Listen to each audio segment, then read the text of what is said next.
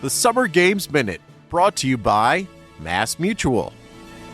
For most professional athletes, versatility means they can play a few different positions in a single sport. For Babe Dietrichson-Zaharias, versatility means dominance across the entire spectrum of sport. In the 1932 Summer Games in Los Angeles, Zaharias won gold in the 80-meter hurdles and the javelin throw, plus she got a silver in the high jump.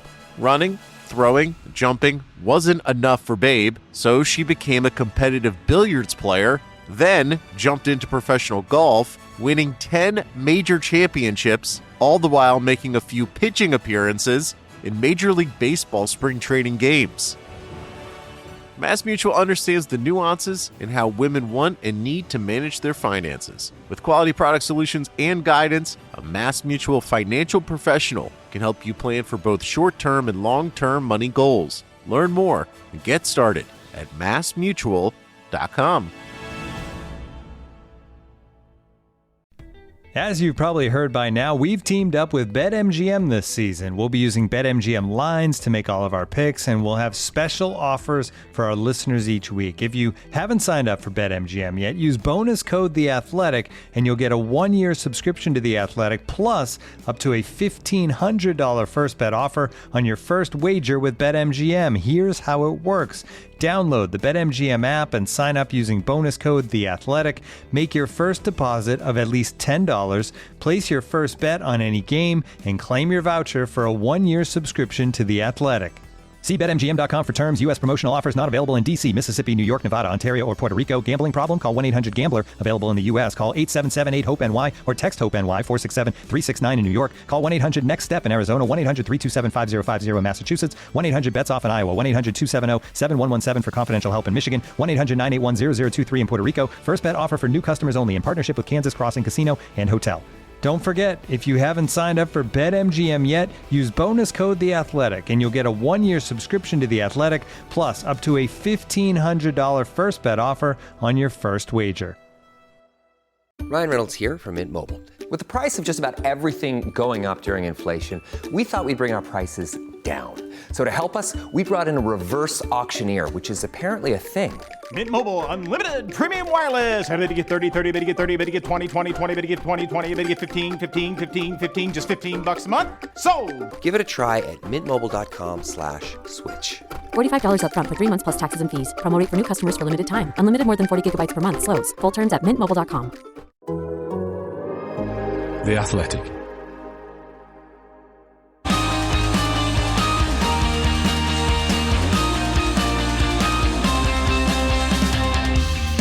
The race is on, and in the wake of his Silverstone victory and the re-emergence of Mercedes as a winning force, might Lewis Hamilton be questioning his decision to head to Ferrari next year? Can we even be sure which team is the best to drive for in the coming seasons? I'm Edd Straw, and joining me to answer those questions and plenty more are Ben Anderson and Glenn Freeman. Ben, how are you doing? Yeah, I'm good. Still coming down gently after a brilliant British Grand Prix. Absolutely thrilling race. Compared to Austria, it was the start of Austria anyway. It was night and day different, really exciting. Yeah, massively so. And Glenn Freeman, obviously you have a good feel on the history of the sport. Was that one of the great British Grand Prix, do you think? Yeah, I think so. Whenever we get a good race, I get a load of people messaging me about how I'm going to introduce this race when we cover it on Bring Back V10s or Bring Back Internal Combustion Engines sort of 15, 20 years from now. So I think that's always a good sign of an entertaining race. Yeah, it's funny. Somebody suggested some stuff that Lewis Hamilton was saying in the cool-down room. And the first I'd actually heard of it was in that tweet somebody sent at us, because just the nature of the beast. I'm down in the paddock speaking to people. You never see the cool-down room, do you? Yeah, so actually all that and a lot of the stuff Hamilton said, I hadn't actually heard at the time we did our post-race podcast. So there's always some reviewing to be done after the race. But yeah, loads of questions as always. So we're dedicating this episode to plenty of questions from the Race Members Club. And of course, if you want to sign up for that, you can do that through Patreon. There's a link in the episode description. You can search for the race on Patreon or have a look at our website and you'll find all the information there. But we're going to pile into the big question for this episode, and it's a big question because we had about 8 different questions that all had a similar kind of focus, so I've kind of put it all together into one, but thanks to Stuart Coulter, Andrew Sillett, Bo Albert, Sean Murphy, Tyler Duttra, Cade Steinmetz-Silber, Luke Kelly and Daniel Roberts for asking variations of this, and it is a very pertinent question. Given the recent resurgence of Mercedes, will Lewis Hamilton be questioning his decision to move to Ferrari, and has he made a mistake? Glenn, what do you think? Regrets from Hamilton? I think it's very telling that we got that a variation of that question from so many people. The thought crossed my mind on Sunday, and it's just so funny how these things turn around, isn't it? Because until a few races ago, nobody would have been asking this. Mercedes still looked lost. Ferrari still looked like they had it together, and it can flip so quickly. So Lewis will probably take some heart from that. You know, this doesn't mean that their current trajectories are locked. I think he'll be okay with the Ferrari stuff because there's a very specific reason, it seems, that their form has dropped. You know, they've put an upgrade on the car that hasn't worked. That doesn't undo. I don't think that undoes all the progress and understanding that they'd already made under this rule set. You know, you don't junk all of that knowledge just for one bad upgrade. I think this is a particular phenomenon under these rules, that upgrades are not just about adding pure downforce, just stick more downforce on, which I think you could do a bit more easily under the previous regulations. It was, you know, you just wanted more load all the time. Now it's very easy to stray out of what you could call the performance box, the aerodynamic performance box. And I think that's probably all that Ferrari have done here. So I would back them to get it right again. And ultimately for Lewis specifically, we know, I think it might have even been Ben that he said this to once many years ago, he has always had his eye on going to Ferrari one day. He loves Fred Vasseur. They have a history going back to F3 and GP2. So I think Lewis will be keeping the faith. In many ways, I view this as the best of all worlds. He's actually going to get to go out on a high or a relative high with Mercedes. It's not going to be 3 years of misery, no victories, and just, you know, all these doubts, you know, doubting himself. All of that can start to go away. Hopefully, he can enjoy his final half season with Mercedes. Then he gets to tick the Ferrari box. I'm sure Ferrari won't suddenly spiral into uncompetitiveness.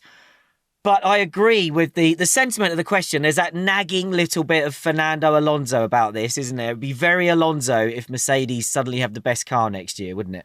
I don't think he'll have any regrets, mainly because I don't think he had a long-term future at Mercedes anyway. Like, the writing was kind of on the wall in terms of them getting behind George Russell as the future, the Kimi Antonelli thing floating in the background. Toto said, didn't he, back in February, that 1st of February, that Hamilton dropped the bomb, that, you know, they couldn't offer him more than the 2-year contract. So I kind of felt like the bigger picture relationship was already breaking down, Lewis having wanted to be there for a lot longer than that and drive for a lot longer than that. So Ferrari's kind of his port in the storm there. And, you know, as Glenn mentioned, he did say, I think in 2017, and I did an interview with him, that Mercedes wanted to redact this part quite heavily because it wasn't about them. Yeah, Ferrari is on the bucket list. And so this way he gets to extend his career into 2026, definitely, and beyond. Whereas with Mercedes, that was kind of in doubt, I think, certainly beyond 26. Saying all that, I know what you mean about the Ferrari dream, but at the same time, I wouldn't be surprised there's a little bit of a worry to hear that Ferrari is struggling from some of the problems that Mercedes has finally cracked. And there'd just be that thing in the back of his mind where he might think, oh no, there's this nightmare scenario where George Russell wins the 2025 World Championship and Ferrari are fourth or something. I think he might regret it then. Because I suspect, I mean, no doubt, the novelty of wearing a red suit will wear off if that happens. Exactly. That has limited mileage. I think the dream is go to Ferrari. Do you think it's worn off on Charles Leclerc? Because he keeps living this nightmare. Looked like it at the weekend. Yeah. Well, he was talking about the last 4 races have just been worse than a nightmare for him. So it's been. We did that podcast after Monaco about that Monaco win and getting that out of the way and how he can build on that. And of course, it's gone completely the other way, mainly because of Ferrari's struggles. But that's a topic for another day. But I think Hamilton's number one dream is actually to get that 8th world title. And I think the optimum version of that dream is 8th world title with Ferrari. However, It will be a cause of some regret if there was a straightforward route, because he'll back himself. If the Mercedes can win the championship next year, and a Mercedes driver does, Hamilton will have no doubt he'd have won it as well, or could win it. So that's the interesting thing. But it's so difficult with these, because as Glenn said, we see teams having these moments where they kind of hit up against this limitation. I tend to think of the bouncing problems Ferrari are having. That bouncing is like the kind of, with old school cars, just your top body aero stall, and you have to kind of push it as hard as you can, but without suffering those stalls and those inconsistencies. But it's so much more peaky downforce under the old regs, wasn't it? Exactly. And this is sort of peaky downforce as well, and you can't drive to them. That's why Leclerc's having so many problems, because Sainz, I think, is better at adapting to a limited car and just sitting in with it, whereas Leclerc's always like on the car trying to force more out of it, and that's the worst thing you can do with the problems they've got at the moment. But the question really is how Ferrari goes from here, because it could just be a little bump in the road. You have to hit this problem and then you understand it and on you go. Or are they sort of getting trapped in this circle of it? That's what I'd be watching with interest. I agree with you, Glenn, that he won't be particularly worried about it at the moment. But if I was Lewis Hamilton, I'd be keeping an eye on what's going on with Ferrari, and I'd be thinking, that's a little bit worrying. Yeah, it's definitely a worrying downturn for them. He might live to regret the short-term decision to exit the Merc contract a year early rather than see it through to the end of 25, especially if, like you say, Russell's suddenly in contention for the World Championship. But bigger picture, I don't think he'll regret it, especially if Adrian Newey ends up picking Maranello, and therefore Ferrari doesn't have to regret the loss of Enrico Cardile to potentially Aston Martin. Well, that's exactly it. Obviously, Cardile, who's the technical director chassis area, as it's called. But that's great job title. Yeah, it's basically technical director. They like to divide Fred between Vasseur's job now, isn't it? Well, yeah, he is the interim. That was my favourite part of that announcement. Yeah, I mean, it sounds ridiculous, and it is, because he is not a technical director. But I think that's just that he's going to do everything: cleaner, chef, technical director, chassis, team principal. And he'll do it all with a joke and a smile, as is the Fred Vasseur way. But no, I think that this signals to me they've got a very clear plan, because obviously, like, Sarah's coming in, isn't he? So he had a role announced that isn't that, but maybe he could do it, or that they've definitely got a plan. I don't think this is Cardile's going in there in panic stations now. I think it's just got to the point where it had to be announced. So there is kind of a next step of technical leadership, and I see it as a good thing. Fred Vasseur talks very regularly about how, because he's regularly asked, all right, when will this building up of the team be finished with these appointments? And he says, well, it never is, because you're constantly doing it. You make some structural changes and some personnel changes, and then you do all the other things, and it's like a circle. You keep going round and round, and then round. It all goes wrong, and you have to start again. Well, yeah, but I think, as he's finding now. But I think, again, the point that was made about how much he likes Vasseur and respects Vasseur, what Ferrari people talk about in the benefit of Vasseur is he's very, very good at kind of simplifying the problem in terms of saying, right, set aside all the general panic and the media pressure and all these things. What do we need to do? And he was talking about this after the race in terms of the problems they've got. And he said, well, look, last year we had some problems. Around this time of the season, we kind of devoted a Friday at Zandvoort to not optimizing performance, but understanding it. They did that on Friday at Silverstone, back-to-backing the two packages, got lots of important data there. Now, whether they'll do anything with it and they can feed that into the solution, we don't know yet. But I think that's Vasseur's great strength in terms of just making sure the team just focuses on exactly what we need to do. Right, what's the problem? Where's it come from? How far do we have to roll back? Yeah. And he said that there's various ways you can tackle this, and most likely it will be a replacement upgrade package rather than kind of a next step from the Spain one. But they'll probably have the Spain upgrade in Hungary and Spa. They haven't 100% confirmed that, but they say they expect to do that. So yeah, I think it's I think Hamilton will gain far, far, far more from the lift of the Silverstone win, because, like I said, I didn't really see some of the stuff he said until a lot later, looking through it on Monday. And you could see he was very frank about the feelings he'd gone through and the self-doubt, etc., etc. And you could see how heavily it all hung on him. Well, it's also opportunistic, isn't it? You know, it was a really strange race with random conditions thrown in, and ultimately the Mercedes still isn't overall the fastest car, you know, and a different, if the weekend had played out differently, Max Verstappen probably would have won. McLaren threw the race away with their own actions. So you're still talking about a choice between the third or fourth best car in F1 at the moment. It's just that Ferrari's hit a bit of a dip. And yeah, it's a test of Vasseur, but I think probably all of us would say we're more confident in a Vasseur-led Ferrari, not panicking and just going into a death spiral than perhaps they have done in the past.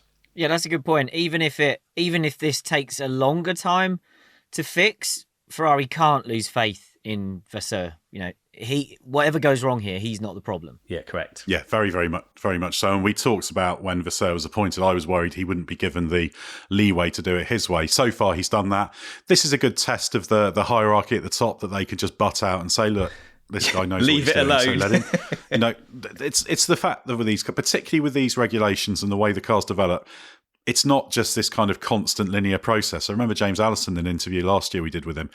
He talked about the fact, well, with the old generation of cars, you could just keep adding downforce on and you just kept finding more performance. But there's a few more limits with these cars, and it's much more three-dimensional is the way I always say it. So they just need to work through it. I think the other positive, though, as well, is Hamilton is probably thinking, well, this is good, because if there was anyone in Ferrari thinking, oh, if we signed an old man who's not any good anymore, which is kind of a slightly caricatured version of the criticism of Hamilton, it showed you can do it, because that drive on Sunday was classic Hamilton, wasn't it? It was obviously quick but adaptable, reacted to the racing situation, seized the moment had a sniff to basically, win. So and came alive, didn't he? Yeah. You had to be good all the way through that race. If you went off the boil at any point, it would get away from you. And Lewis, in many ways, was the last man standing, because even Verstappen, who hunted him down at the end, had that period where it just wasn't working for him and he looked like he was drifting out of contention. McLaren, as you said, threw it away. Russell had slipped back a bit when conditions were getting changeable. So everybody else kind of had a moment where they weren't right at it. Yeah. And Lewis kind of ended up at the front because he never really had a dip in that race. Yeah, he's always super adaptable. Obviously, there's still the whole wider battle with George Russell. And it's an interesting one, isn't it, Ben? Because George Russell has comprehensively had the edge in qualifying. Yeah. And obviously, their qualifying record over the previous two seasons was very, very nip and tuck. And I think, Russell on pace is right there and can be a little bit better. But yeah, Hamilton showing those all-round skills. But I think this Russell-Hamilton battle can be quite interesting the rest of the season. I always felt this was a teammate battle if they were in a front-running car, a championship-winning car, which they might have a car that's kind of championship competing level for the rest of the season, but obviously won't be. But there's more scope for that battle that we've never quite seen when they're really going against each other rather than just united in trying to take Mercedes forward. I think there's some potential for some interesting fights there as well. Yeah, there's always been a sense that it could get a bit tense. They've both liked to have a bit, and have had a bit of a moan on the radio when they've been running together in races and haven't quite got the rub of the situation, or don't think it's been quite played the right way. I think Russell is uncomfortably close to Hamilton's pace, and maybe even a shade quicker now, and that's probably a big part of the reason Mercedes was quite content with letting Lewis go, because they figure they've got, okay, he's not as complete as Lewis, as you can see from the way Silverstone played out. And Glenn mentioned that one part of the race before all the water drained out of his engine and he couldn't continue. He wasn't quite as good at reading the conditions and maintaining that lead. So on the racing side, there's still those question marks in certain situations, the time management thing, going too hard in stints, but the pace is definitely there. So Mercedes will probably think, well, yeah, we've got our rough diamond that's polishing up into something that can lead the team, and obviously they've got their superstar kid that they feel they can slot in underneath. So they've been preparing for this post-Hamilton future. It feels like for a while. It's kind of caught Hamilton on the hop a bit. He's made his play maybe slightly early to get out, but overall that's probably the best thing for him to do. But it's good for him and F1 to remind everybody that he can still do it, because the questions have been mounting. Russell's been giving him a hard time. We've questioned whether Russell actually even is the right guy to lead Mercedes because of his, the roughness he's shown in the races, particularly Canada. But actually, he's been quite tidy the last couple of weekends, I think. So even he's starting to show some improvement.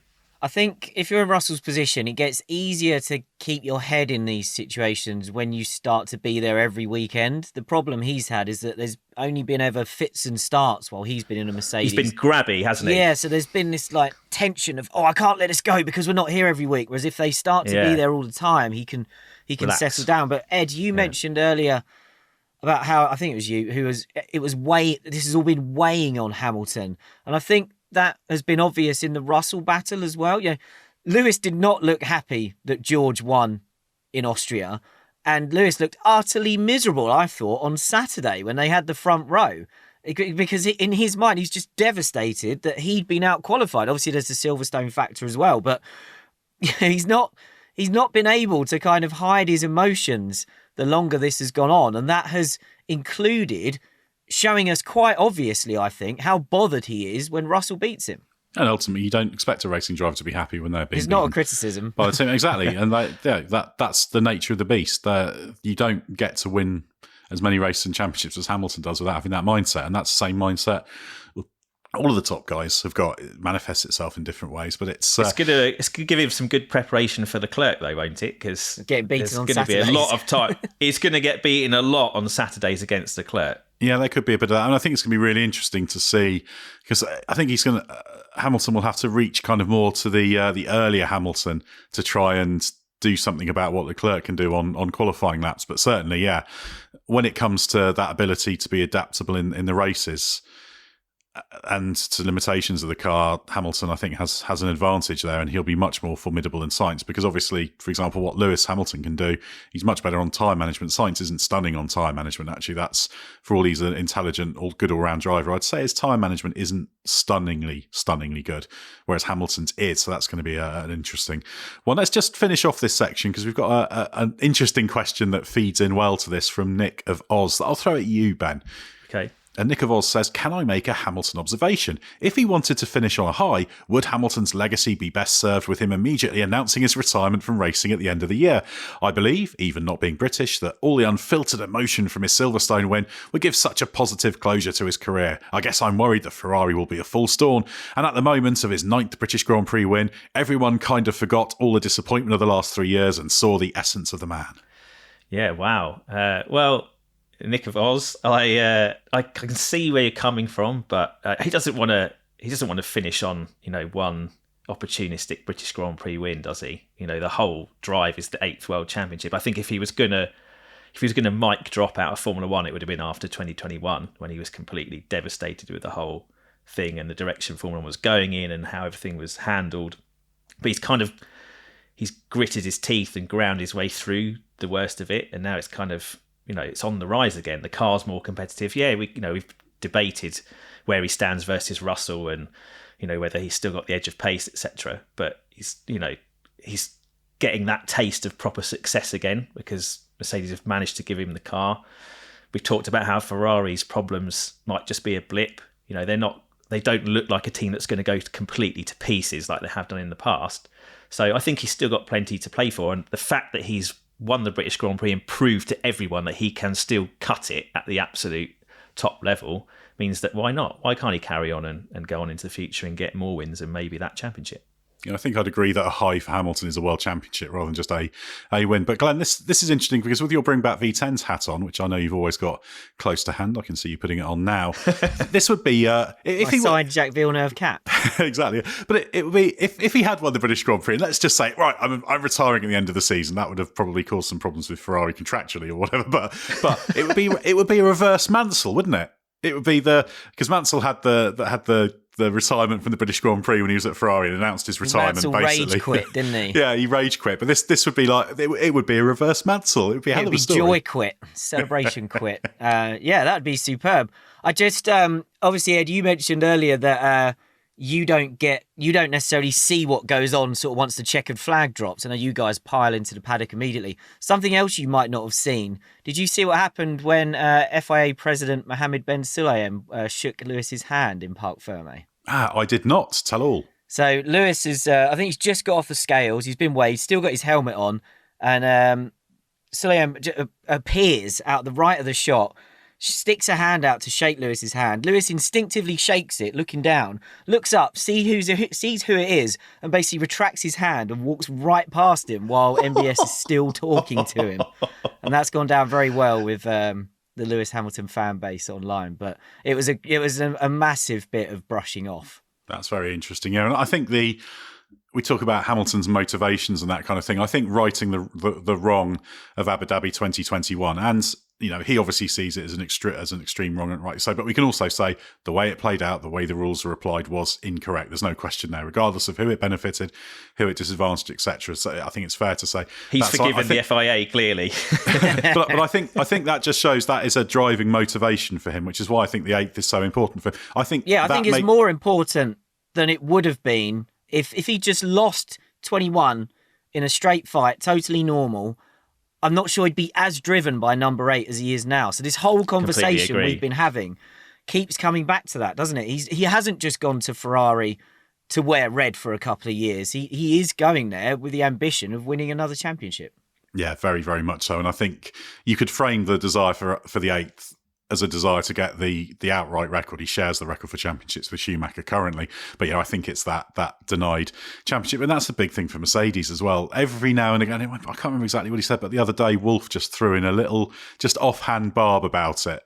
Just shows it's there in the back of the head all the time, sort of pushing that team and Hamilton on. Obviously, that'll be split a bit next year. But even with Hamilton at Ferrari next year, if Mercedes is in the hunt, that same motivating factor will be there as well for them. So yeah, it's a fascinating storyline, and I think overall, I think it's very, very good that we've got a situation where Hamilton's at least got a win in his last season for Mercedes. I think that was always a nice way to sign off, and shows how much stuff changes in Formula One, doesn't it? Because the idea of Lewis Hamilton winning the British Grand Prix in a Mercedes being some kind of surprise and reason for amazement, all that kind of thing, that notion for years would have seemed ridiculous, and it just shows how many things can change. It really was, though, wasn't it? It really was. Yeah, exactly. And I think it's one of those sort of, it's a win that satisfies the desire for narrative, isn't it? Yeah, well, even when it was 8 laps to go, and you saw that Verstappen was kind of in the best position overall in terms of tyre and pace, I didn't think Lewis was going to win it. I thought Verstappen was going to go past Norris. I thought Max was going to catch him. Yeah, I thought, it was only with probably about 4 laps to go, I was like, actually, he's not going to do this. Lewis has got it. So even at that late stage, I was doubting my eyes. Yeah, and it could have been a very different set of circumstances in that chase if Verstappen had a set of mediums available, for example. So it just shows how much these things turn on these little things. But yeah, I think it's good for Formula One. The more winners, the better ultimately. And I think what's this, 5 winners this season? Are we up to now? And Oscar Piastri's going to win one soon enough, isn't he? So no, he's going to have this terrible luck where something removes it, or McLaren picks him at the wrong time. He should have probably won 2 or 3 by now, shouldn't he? Well, exactly. Yeah, that's another one of those things. But yeah, in fact, is it? No, yeah, it's 6 winners, isn't it? 6 winners. I'm losing count. Isn't that great? Missing? Isn't that great? You can lose. Well, both Ferrari drivers have won. Verstappen's won. Both Mercedes drivers have won. And Norris has won. And Norris, so that's 6, isn't it? So it's great. We can. I've lost track. We've of the lost number count. Of people. There are so many. Yeah, I only had to count to 2 last year, so counting to 6 is stretching me. But it shows how fun's Can I going. just say, I second the suggestion that was on the last podcast for Oscar Piastri Sympathy Corner. Let's get that done. Get him to record a jingle. Oh, that's the thing. It's going to be contingent on recording a jingle. I reckon he'll be up for that. But I'm sure Valtteri Bottas will find a way to hang on to that particular honour for a bit anyway. But yeah, great story for Formula One, the British Grand Prix, and it just makes you excited about what storylines are going to come from Hungary and Belgium, because there's still some there's just a great battle at the front, which is fantastic for everyone. You know we love talking stats here at The Athletic. Here's one that's super simple to remember. Discover automatically doubles the cash back you've earned on your credit card at the end of your first year with Cash Back Match. That means with Discover, you could turn $150 cash back to $300. That's right. You could put it towards some memorabilia you've had your eye on, or treat yourself to a premium sports network. You earn and Discover doubles. See terms at discover.com/credit card. We'll get back to the pod in a moment, but first of all, let me tell you about Grammarly. Email, Google Docs, Slack, you write across multiple platforms and places during your workday, so delivering consistent, high-quality communication everywhere is key. Grammarly is an AI writing partner that helps you get work done faster with high-quality writing for better projects, proposals, presentations, and more. Best of all, Grammarly works where you work, so you can get more done no matter what tools you use. As a journalist and podcast host, I'm constantly writing and rewriting copy and drawing up scripts. It's part of the job, and Grammarly helps make it faster. It's got some really cool features like tone suggestions to help you strike the right balance between direct and friendly in work emails. Plus, Grammarly has a ton of other great features like advanced spelling, grammar, punctuation, and conciseness suggestions to ensure your writing is professional, mistake-free, and clear. Get AI writing support that works where you work. Sign up and download for free at grammarly.com/podcast. That's GRAMMARLY.com/podcast. Easier said, done.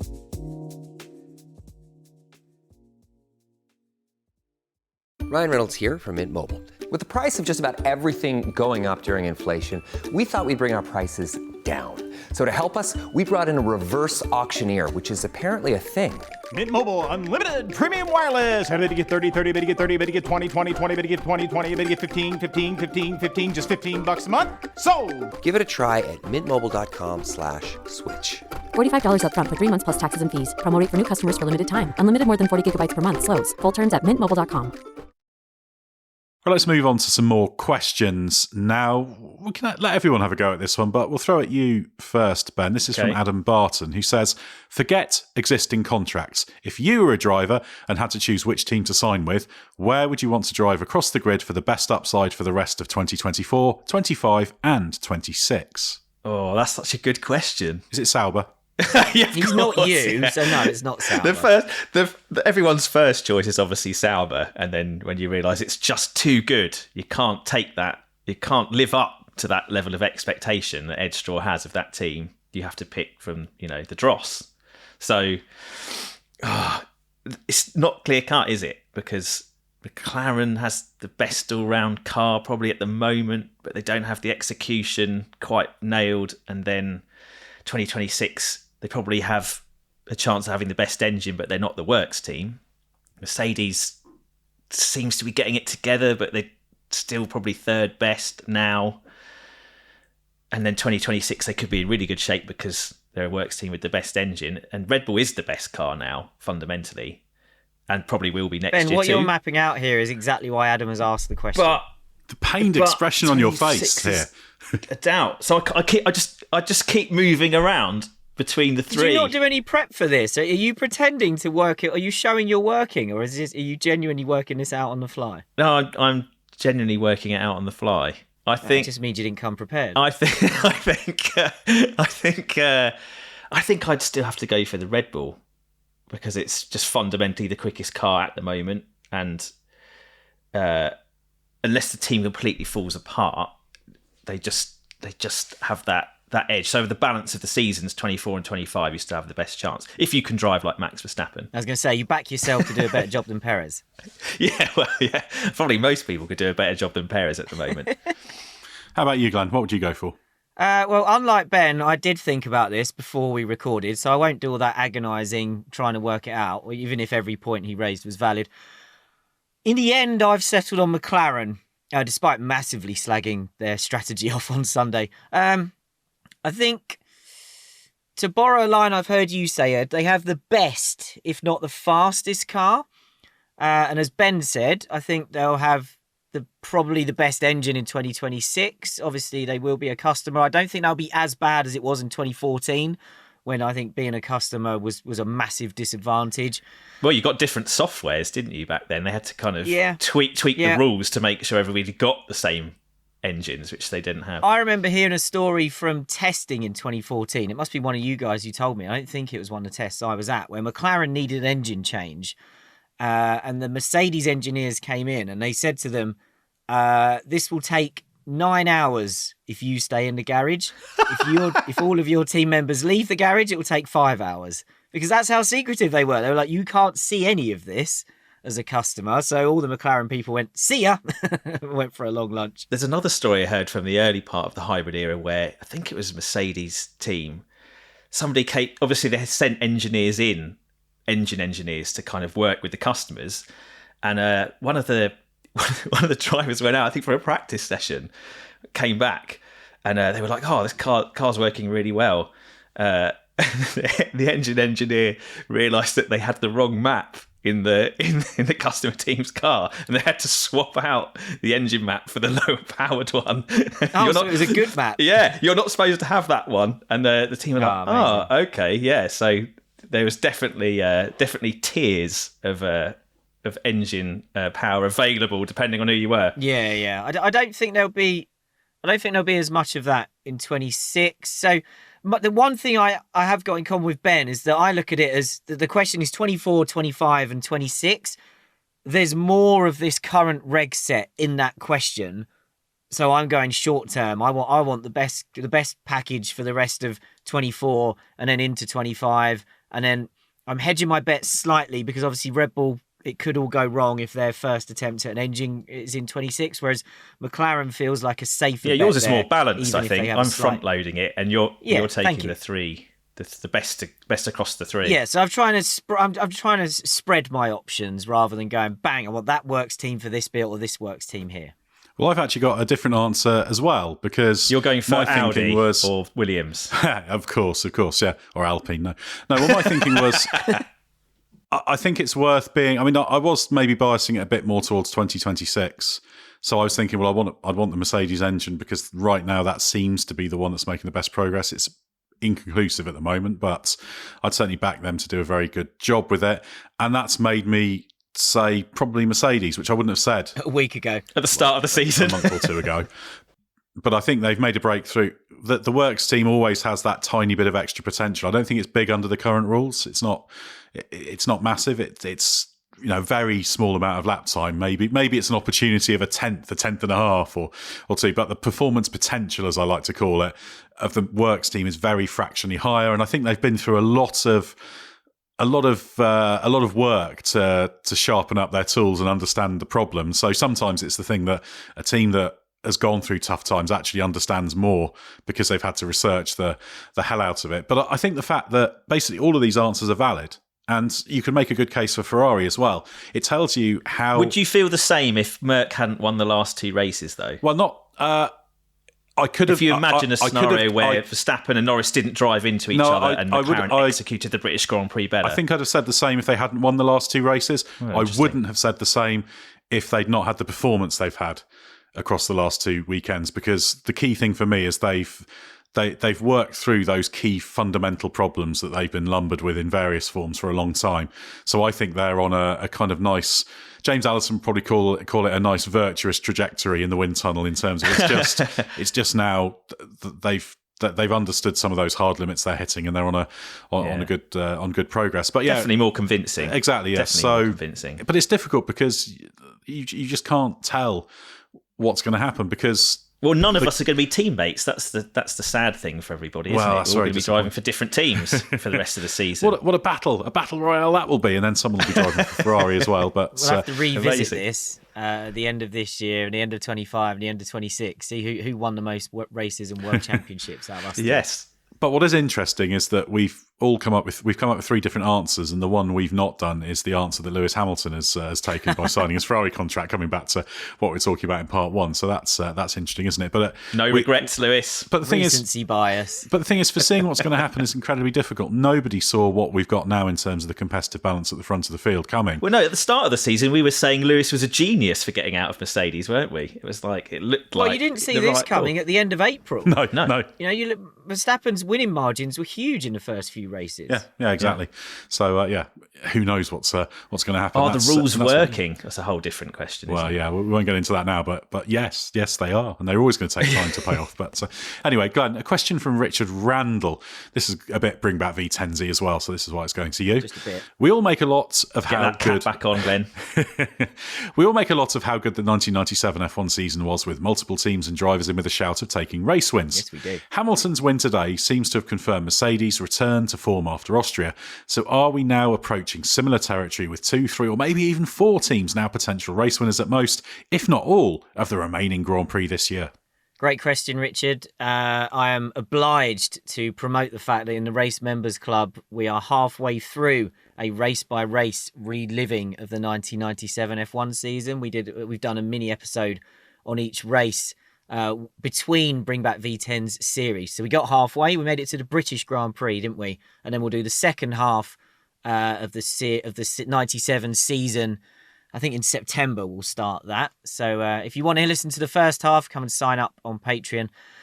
To answer the question, I think in some ways this is what we have now could be better than 97 because these teams are closer or potentially closer every weekend than was the case in 97. In 97, you had Williams pretty constant, pretty good every weekend. Then you had big fluctuations really between Ferrari, McLaren, Benetton, and even Jordan behind. And then you had the kind of Bridgestone teams who'd be great if the tyres were good that weekend, but most of those were the lesser teams. And then some of those would fall down. So they fluctuated. So there was a bigger mix across the whole field and things were more jumbled. But in terms of the fight at the front, which is what I think Richard's question is more about, you didn't really ever have multiple teams who were all on it every weekend and separated by the fine margins that we've got now. So I think the rest of this season, and hopefully 2025 even more so, has the potential to be much tighter at the front. And I'm all for that. In a way, I think what we have right now in 2024, it reminds me a bit of 2019, where Hamilton and Mercedes shot off into an unassailable championship lead. But then we had sort of Ferrari got competitive again. Max Verstappen dragged Red Bull into the picture. So we had really good races in the second half of 2019. We just didn't have a championship narrative. And I think that's what we're heading for here. Yeah, which is what everybody wants, and we won't have Jacques Villeneuve winning at the end of it. So everybody's a winner. That is a massive minus points. Ben, we've got a question for you now from Mark Martin, who I've never checked it, but I presume isn't the NASCAR legend. But that was going to be my first question. The question is it possible that Red Bull would prefer Perez to be a low scorer? That way, they can gain the publicity they seek from winning the driver's title with Verstappen and gain more wind tunnel time for 2026 by finishing second in the Constructors' Championship. Red Bull don't seem like a team that needs the money. Well, I feel like every team that doesn't need the money, but they want the money, don't they? That's the thing. You know, everyone's bonuses are tied up to how you do in the championship. That's the thing for me. Staff bonuses. Yeah, there's the winning, and Red Bull is a very bonusy team, isn't it? The whole idea is that they back themselves to succeed, so they pay big bonuses if they do. So I get the contention, but I don't think that's what they're playing at. They wouldn't be putting so much public pressure on Sergio Perez right now and saying, actually, you've maybe got 2 races to save your seat if they didn't want him to score more points. So I think, fundamentally, they are realising, we said this, at the start of the year, even at the end of last year, that you can't, Red Bull wouldn't be able to sustain forever this kind of one car team. Eventually the others would get there, figure it out, and suddenly their Constructors' Championship position would be vulnerable. And they are recognising that now quite clearly. The fact that they're publicly saying what did Horner say desperately need 2 Red Bulls to be up there. It's happened quicker than I think we all expected. Yeah, probably maybe a bit quicker than they expected too. They definitely want that second car up there scoring points. They don't want it ahead of Verstappen, but they want it a lot closer than it is to him right now. And the final question in this part I'll take is from Andy Sally, who says, if McLaren and Mercedes keep up their current form, could the Constructors' Championship be up for grabs? Perez isn't performing well enough, and McLaren and Mercedes seem to have a stronger lineup. And do you think Ferrari will be stronger in Hungary? Well, I can answer the Ferrari bit first. I don't think they will be much stronger. I think they'll still be 4th best. They're going to be lumbered still with the troublesome upgrade, or they'll have to decide to run without it. But it's a track where I still think they can have less problems because it's not as high speed, so there's not going to be as many places where you're hitting that bouncing problem. But longish corners, though, isn't it? Exactly, yeah, which isn't necessarily great for them, and there's some limitations to that car. So maybe they'll be a fractionally better 4th best, or if others are struggling, do a bit better. But I don't see them being at Monaco level. Let's put it that way. Well, Hungary isn't Monaco without the walls anymore, is it? That's what we used to call it. But the cars have got so fast now that they've transformed the profile of that circuit. Yeah, exactly. So I think that ticks that one off. And in terms of the Constructors' Championship, I think it is a live battle. And if you look at it, if you look at the deficit to I think McLaren is the danger. I've lost my spreadsheet I made to make this, but I'm doing it from memory.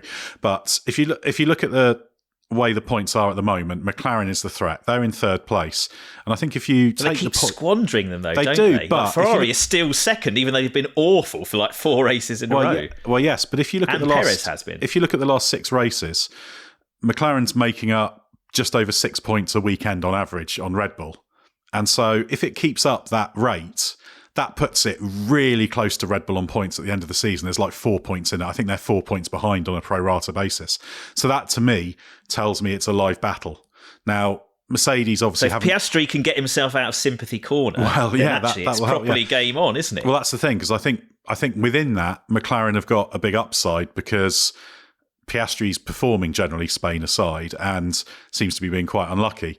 Perez isn't performing, and although there is the upside there in that he's leaving a lot of points on the table, he's not doing things to pick up a lot of those points as well. So that's why I think that they've hitting this kind of panic stations in terms of what Perez is doing, because they're thinking, oh, actually, this could make a huge difference. So, yeah, I think this is a real live battle. Mercedes, over that period, has made up points on Red Bull as well over the past 6 races at a slower rate. So that doesn't draw them up on a pro rata basis to the same level.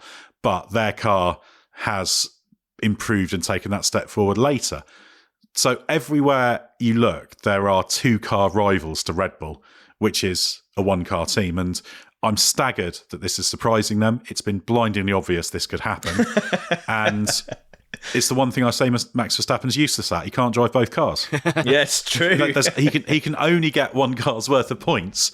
And that's the downside. And that's also why, the Drivers' Championship, he'll win because he's got such a big lead at the moment. He'll win that no problem. But that can also hurt him in a Drivers' Championship battle next year. Yes, you don't want the taking points off each other situation, but you need your teammate to take points off your rivals as well. Because if we have a year next year where it swings from race to race, let's say the ideal is those top 4 teams, they're all roughly equal on performance, and it just goes with the track characteristics and execution, and they share out the wins broadly equally.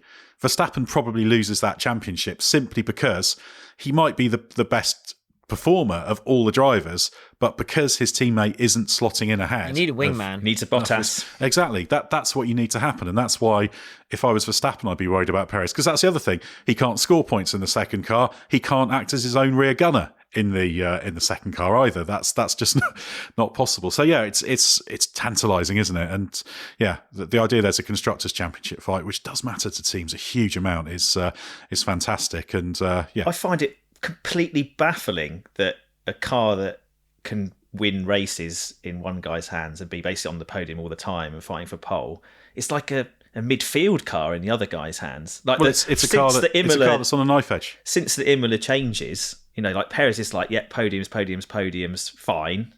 Not amazing, but fine. And then after that, just nowhere. Like not in the top 6, out in Q1, can't make it to Q3. I know it's like a new pan, but it seems like particularly pronounced this year from like one quarter of the season to the next quarter of the season. And he's driving the same car. But I think that's also partly the nature of the car, because if you look at the fact that others are catching up, because there was a time where Red Bull could mitigate any of those problems and weaknesses. You could dial it back a bit, put the car up a bit, make it that little bit easier. And if you've got potentially a 6/10 advantage and you give away a couple of tenths of that to make it easier, then you can do that. Now they can't do that because there's a load of quick cars around everywhere. And so I think as well as the general thing you've got of, I think, as you optimise the car for what Verstappen's capable of doing, it's that Schumacher style, the very pointy car, but you need to make sure you keep the rear in check. Not many drivers can deal with that, but it is fastest. So you've got a bit of that, plus you've got a bit of the global scenario and the fact you've got this very stiff car that almost like it doesn't have suspension in a way, just makes it massively difficult. And Perez isn't the best equipped to deal with that. I think most drivers would struggle with that, but yeah, you need an upgrade in that regard. And I think, yeah, but Perez just in a really really tough situation where he doesn't really have answers, because the car, he's just not going to be able to get the best out of the car, unfortunately. And that's something Red Bull needs to have a very serious think about. This episode is brought to you by Trojan Condoms. Experience more with Trojan Bearskin Raw, America's thinnest latex condom among leading brands. Enjoy triple-tested Trojan quality with a natural feel for your most thrilling adventure yet. Trojan Raw is also available in non-latex, designed to increase body heat transfer between partners. Trojan Bearskin Raw. Let's go. Tap the banner to buy now. And now, 2 pigeons bemoaning the fact you can stream DirecTV satellite-free. Hey, Frank, a little birdie told me you don't need a satellite dish to get DirecTV. Which little birdie? Was it Jimmy the Sparrow? It's a figure of speech. Point is, you can stream DirecTV over the internet now. Oh, sure. Next you're going to tell me those big birds are made of metal and filled with people, right? You mean airplanes? Stream DirecTV without a satellite dish. Call 1-800-DirecTV. Terms and restrictions apply. At Sierra, you'll always find apparel, footwear, and gear for 20 to 60% less than department and specialty store prices. But right now, it's clearance time, so you can save even more on everything you need to get active and outside. Visit your local Sierra store today. Let's move on to part 3 now. Ben, Thomas Knight says, will Nico Hülkenberg be regretting his move to Sauber for next year? The Haas has made a good improvement this year and a fairly regular points threat, whereas Sauber is in a wretched run of form. Well, Thomas, I don't think Nico Hülkenberg ever regrets a move to Sauber, does he? He's very, very good at making moves to Sauber during his F1 career. He loves it. But in all seriousness, I'm not sure he's too fussed, in terms of like the midfield. Yeah, Haas is doing really well at the moment, but there's a ceiling there, isn't there? The potential, even though Sauber is awful at the moment, of the Audi project is much higher. So in terms of the bigger picture, it's probably a better bet. But also Haas missed the boat, I think, with him. They could have signed him, extended his contract, faffed around, and then he went and did the presumably bigger money deal at Sauber Audi before Haas had got themselves together and were ready to kind of come to him and tie him down. So Nico's always struck me as a kind of guy that doesn't get too fussed with all of that. It just kind of goes with the flow. And especially because he's been out of Formula One for a spell, I feel like all of this to him is a bonus. So why not take the big payday with the German manufacturer team that's coming in that can guarantee you 2-3 years more, rather than wait around to see if Haas can, find some change at the back of Gene's sofa to give you what you want and what you deserve.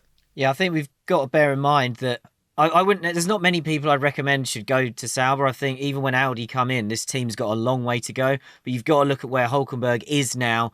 As you guys said, the ceiling for Haas. Also, no guarantee that Haas will continue this run of form. It's a different proposition for someone like Hülkenberg than it is for someone like Sainz, who's dropping down to Sauber. So I think if you're in Sainz's position, you have to give it a lot more care. For Hülkenberg, ultimately, it's a team with much bigger investment. Sideways step kind of thing, isn't it? Yeah, so I don't think it's as big a risk for him as it is for a driver dropping down to put their faith in the Audi project. That's just a brilliant deal for his long-term future, just as a human being and his family, isn't it? Yeah, exactly. Yeah, good for him. What a bonus for him. Right. Next question, Glenn, on a similar topic is from Andreas Hjalmarsson, who says, how pleased do you think Audi is considering Nico Hülkenberg's brilliant performance in recent races? My driver of the day at Silverstone. Yeah, he's probably exceeding their expectations at the moment. I never thought he was a token signing just to get a solid German in the car, but we do know that they didn't necessarily sign him as a lead driver. But if they end up not getting their top targets for the other seat, right now, the Hülkenberg we're seeing right now looks every bit a lead driver for them. So I think it's a pleasant surprise. They were signing him because they knew he was good, but he's probably exceeding what they were hoping for. So yeah, good for him.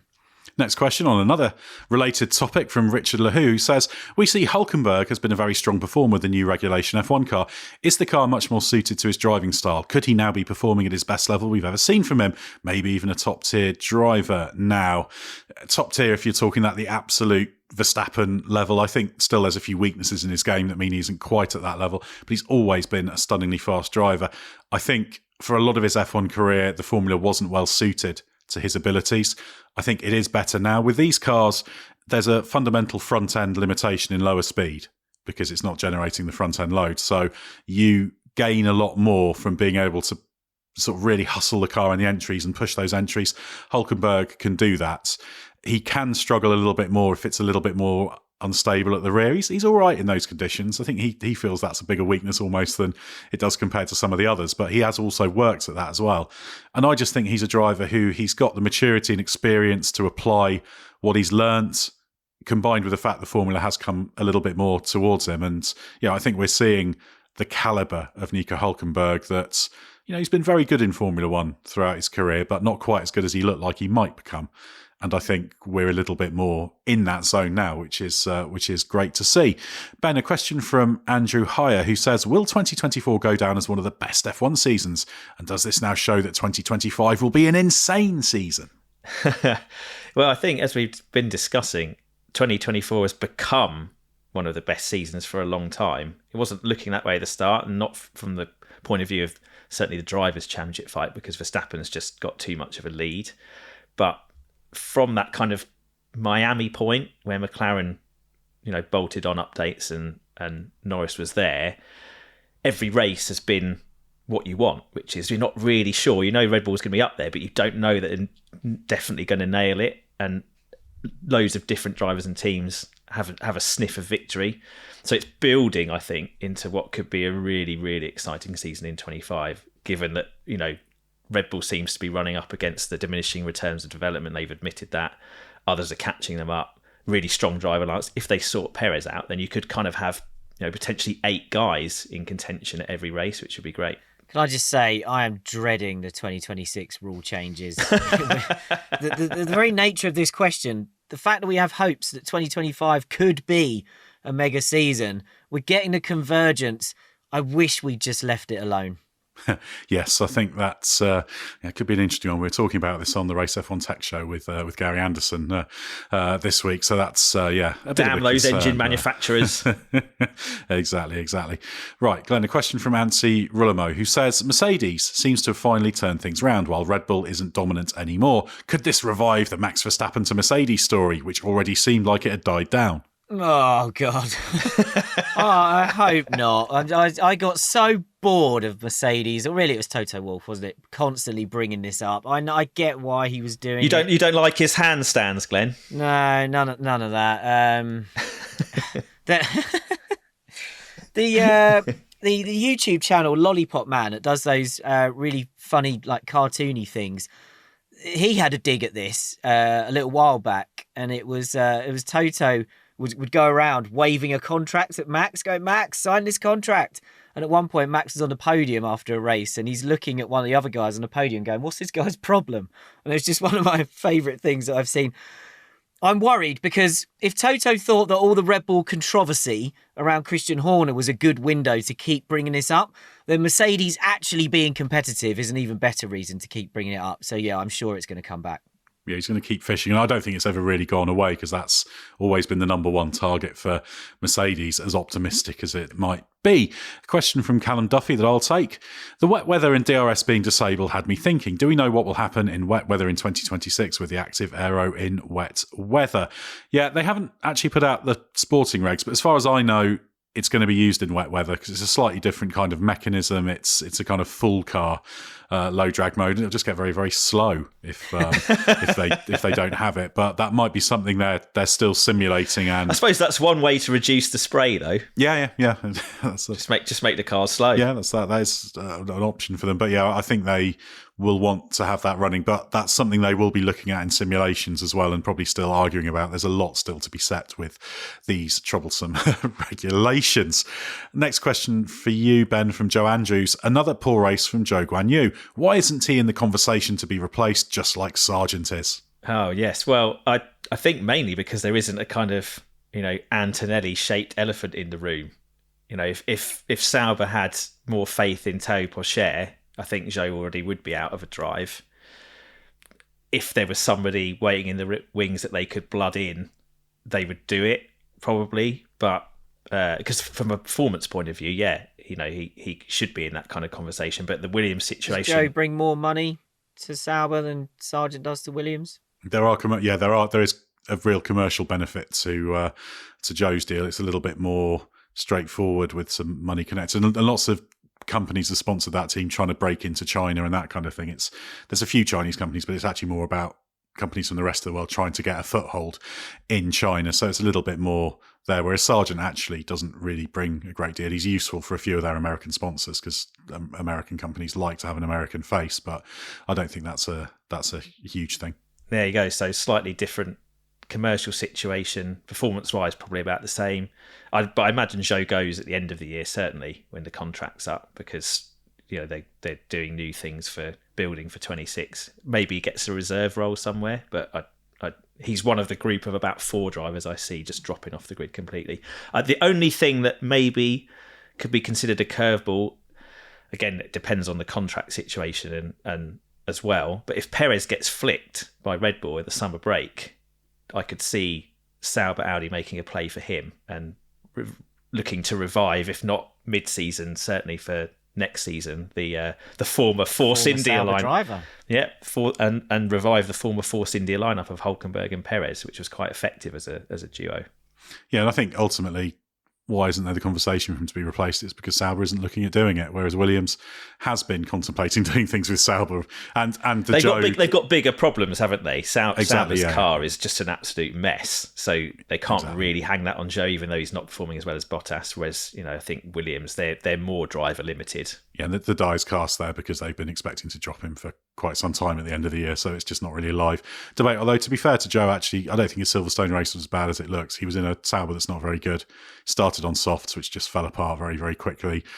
He actually stopped for mediums before then stopping again for intermediates. So, yeah, it was they were taking the gambles, which they had to. But I don't actually think Silverstone was a bad weekend from Joe. Right, Glenn, a question from Mark Malipard, who says, at what point can you credit replacement management for results?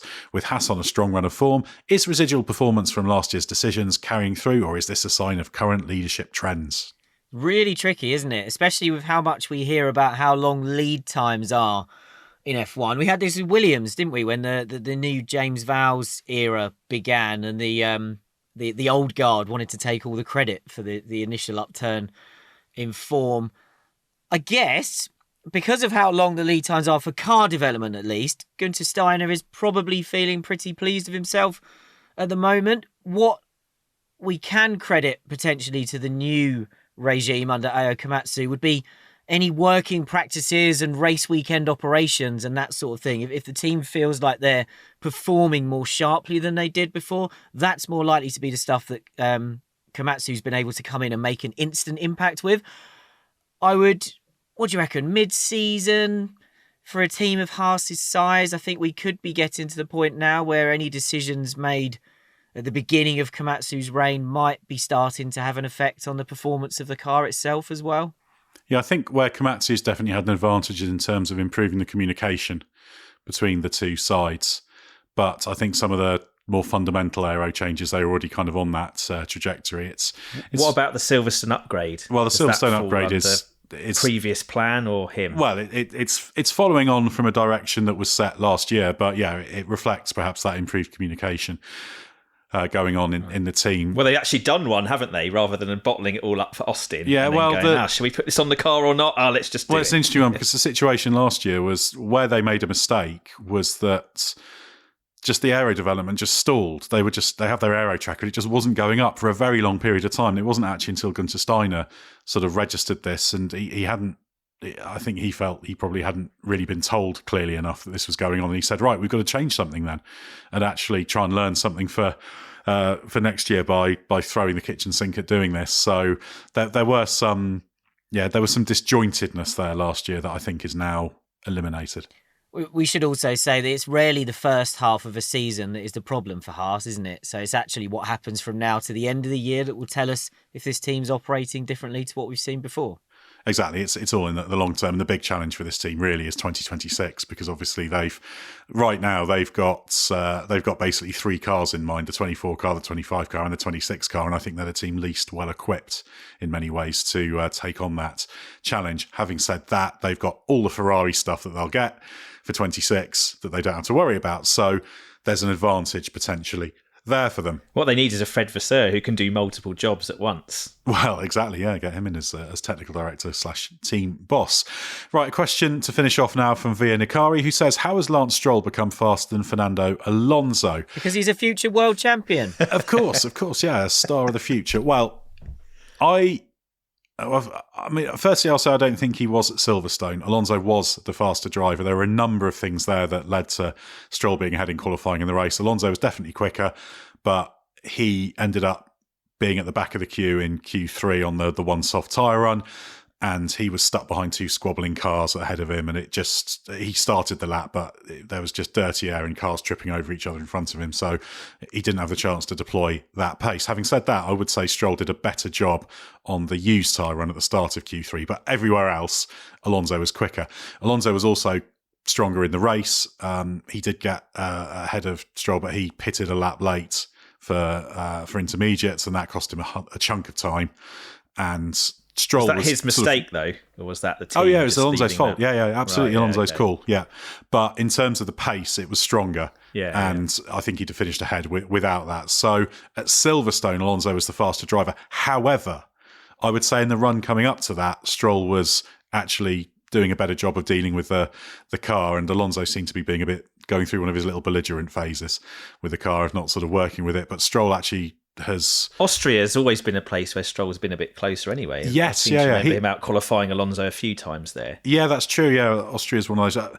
Always in Austria, you see Alonso really trying to absolutely push everything. You see him like way over to the left at the first corner on qualifying laps to take every little bit of ground. But a number of times in Austria, he's actually caught himself out with that, trying to steal space on the entry. I remember he did one at the last corner in recent years, and he did one at turn 1 at Alpine, similar sort of thing, and had a big moment. So yeah, it's maybe not his best track, but actually the Austria race, particularly Stroll, was very good. So I think Stroll has settled in with the car limitations a bit better in recent races. So I would say I still think Alonso's fundamentally faster than he was at Silverstone, but I think Stroll actually was doing a slightly more diligent job the previous few races, whereas Alonso, I feel, was getting into I'm making a point territory of this. And ultimately, at Silverstone, I say Alonso was quicker. Stroll wasn't miles behind, but Alonso was the quicker driver. And I'm very interested to see what happens in Hungary, because they'll have their upgrade there, and Alonso's been making noises about this that he maybe shouldn't have been making. And yeah, let's see what happens and what Alonso says about things.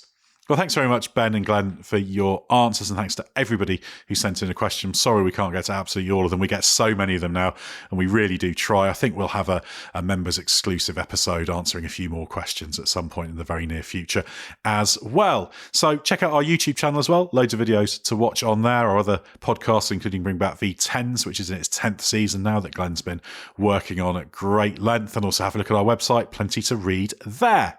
Well, we've still got a bit of time before the next race in Hungary, so stay with us for everything you need to know from the world of Formula One.